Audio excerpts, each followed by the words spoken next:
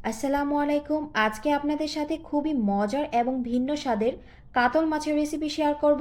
রান্নাটা আমি পেঁয়াজ এবং টমেটো দিয়ে করেছি। এভাবে রান্না করলে ভীষণ মজার হয় খেতে। আশা করি আজকের রেসিপিটি সবার ভালো লাগবে। তো চলুন শুরু করা যাক। প্রথমে এখানে নদীর কাতল মাছ নিয়েছি ৫ টুকরো। হাফ চা চামচ করে লবণ, গুঁড়া মরিচ ও গুঁড়া হলুদ দিয়ে মাখিয়ে নেব। এখন মাছের টুকরোগুলোকে ভেজে নেব। এর জন্য কড়াইয়ের মধ্যে দিয়ে দিচ্ছি ৩ টেবিল চামচ রান্নার রেগুলার তেল। যখন তেলটা গরম হয়ে আসবে মাছের টুকরোগুলোকে দিয়ে এপাশ ওপাশ করে ব্রাউন কালার করে ভেজে তুলে নেব।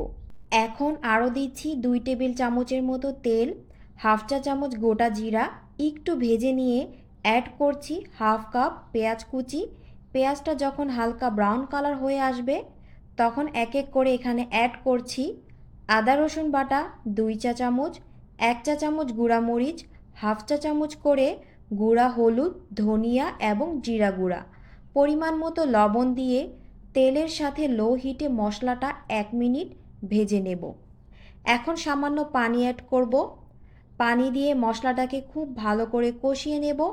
এর মাঝখানে একটি বড় সাইজের টমেটো দেব। টমেটোটা লম্বালম্বিভাবে কয়েক টুকরো করে কেটে নিয়েছি।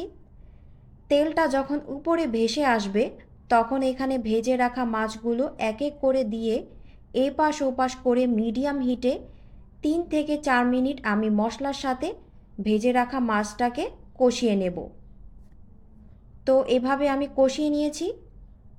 এখন এখানে ঝোলের জন্য পানি অ্যাড করছি ২ কাপের মতো। পানিটা দেওয়ার পরে একটু নেড়েচেড়ে অপেক্ষা করব বলক আসার আগ পর্যন্ত।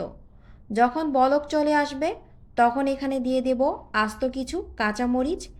এখন ঢেকে মিডিয়াম হিটে আমি রান্না করব ১০ থেকে ১২ মিনিট। তো ১০ থেকে ১২ মিনিট পর ঢাকনা খোলার পর মাছ রান্নাটা হয়ে গেছে।